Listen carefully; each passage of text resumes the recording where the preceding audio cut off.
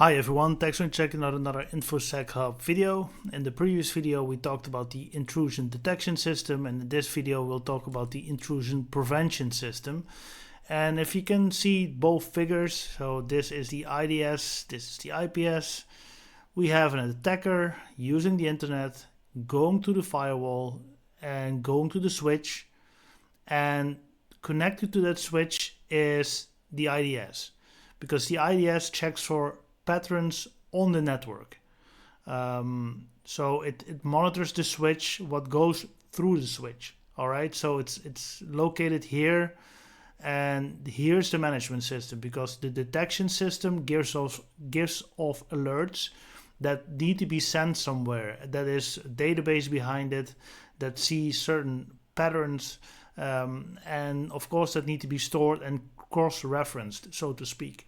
So that's here at the switch.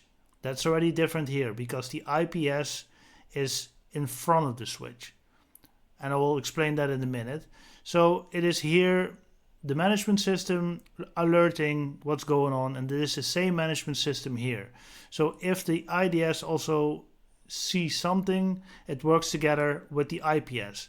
So IPS is standing here in front of the switch, because the IDS can detect something here on this level using the management system, the same one, and then sending a request to the IPS to block off the connection completely.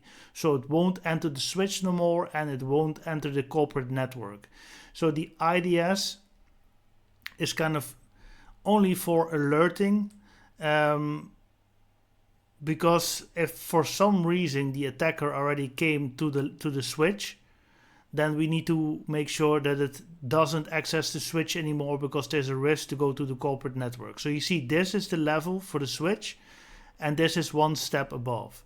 So the IDS detects, see there's something not kosher, not good, corrupt, certain pattern that we don't want, certain traffic that we don't want, there's something fishy about it.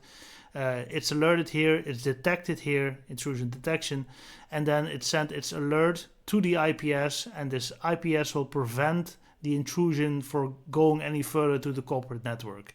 So the IPS closes off the connection to either your web server or your email or whatever you have. And this management system is shared between the IPS and the IDS.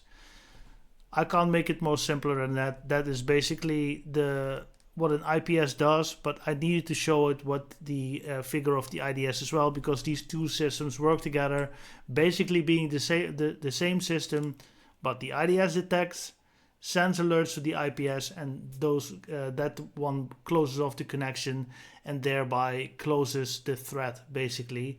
The attacker no longer has access to the network. It detected it based on patterns, pattern recognition. The IP will be blocked either for 12 hours, 24 hours, whatever you set as your rule set.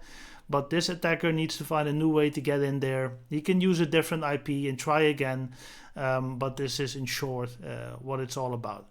Hope this is useful for you, and if so, subscribe. If you have any questions about the IDS or IPS, please let me know in the comment section below. Have a great day.